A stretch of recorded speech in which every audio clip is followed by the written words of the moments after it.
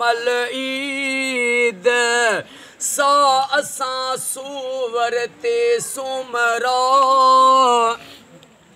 वही वेचारन विसरी खुशी ऐं ख़रीद सिकण कया शहीद मारो जे मलीर जा या अल्लाह या रहमान या रहीम या करीम रब जल जलालहु मौला जेका बि ते सलवात सगोरी पढ़ी से बी फ़कीरन सलवात दिने इन जुमले 1.5 लाख दुरूद पाक जो सवाब जिक्र जो सवाब कुल शरीफन जो सवाब दुरूदो किरोड़ी दुरूदो खिजरी दुरूदो ताज जो सवाब अजो के खैर जो बारे जो खैर जो न्याज जो सवाब जुमले सजे सलवात जो सवाब बारगाह रिसालत में ताजदार मदीना सल्लल्लाहु अलैहि वसल्लम जी पाक ज़ात बाबरकात के हदियतन तोहफ़तन पेश कयो से महबूब जे नूरी हथारों अम्मा बतूल सैयदा तैयबा ताहिरा फातिमत ज़हरा सलाम अल्लाह अलैहा के पेश कयो से सानिए ज़हरा अम्मा सैयदा ज़ैनब सलाम अल्लाह अलैहा के पेश कयो से डाडो आदम डाडी हवा के पेश कयो से डाडो आदम खोटी महदी अलैहिस्सलाम तै कुल मोमिनीन वल मोमिनात के पेश कयो से जो के सलवात जो ताम ऐं कलाम जो सवाब साईं साहब दिनो साईं जे बाबा साईं बाबा हैदर बख्श फुल पोटो साईं के जो सवाब पेश कयो से ऐं शमन अली फुल पोटो साईं के सदोरो खान फुल पोटो साईं के जो सवाब पेश कयो से ओ मौला महबूब जे सदके मिठे मोहम्मद जे सदके साईं हैदर बख्श साईं शमन अली साईं सदोरो खान साईं के जन्नतुल फिरदौस में करीम आका जो पाड़ो कचहरी क़यामत ताईं अता फरमा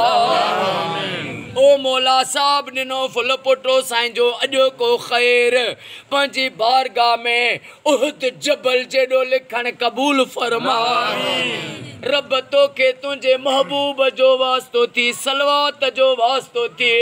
ऐं अजो अली जुम्मे जो ॾियारो वा अली अकबर जो वास्तो थी साहब दिनो फुल पोटो साईं जा ऐं जेके भी दुआ में वेठा असां सभिनी जा बेड़ा पार फरमा जेके भी दिलन में जायज़ तमन्नाऊं खणी आयाऊं असां सभिनी जूं अॼु पूरियूं फरमा ओ मौला चादर ज़ैनब जो वास्तो थी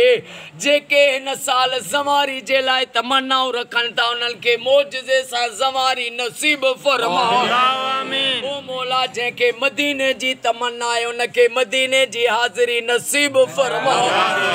साहब दिनो साईं जे रोज़गारनि में ज़ाहिरी ऐं ग़ैबी बरकत तो गंज गंज अता फरमा साईं जे क़यामत ताईं हर मोड़ ते साईं के कामयाबी फतेह ऐं इज्जत अता फरमा साईं गुलाम अकबर फुल पोटो साईं के साईं मोहम्मद हनी फुल पोटो साईं के जेके मिन दुआ में सभई वेठा असां सभिनी के असांजे बचड़नि के हर बीमारी मुश्किलात खां इमाम सजाद जो वास्तो थी क़यामत ताईं पनाह अता फरमा मौला जेके बीमार आहिनि उन्हनि खे शफ़ा अता फरमा बेरोज़गारनि खे रोज़ी अता फरमा बे औलादनि खे औलाद अता फरमा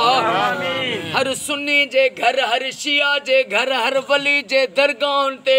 लख सलवातूं पढ़ियूं वञनि या दुआ अली असगर जो वास्तो थी मुंहिंजी क़बूल फरमा महबूब जी सारी उम्मत के फिरके वारत खां बचा ओ मौला सजे पाकिस्तान में सऊदी ईरान में इराक में शाम में घर घर में मोमनन जे घरन में लख सलवातूं थियन ओ रब मुझी या दुआ कबूल फरमा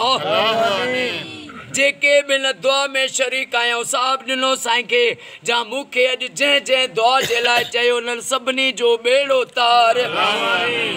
इन्नल्लाह व मलाइकतहु युस्सलूना अलल नबी नबी सल्लल्लाहु अलैहि वसल्लम या अय्युहल्लज़ीना आमनू सल्लु अलैहि व सल्लिमू तस्लीमा अल्लाहुम्मा सल्लि अला मुहम्मद व आले मुहम्मद। नारा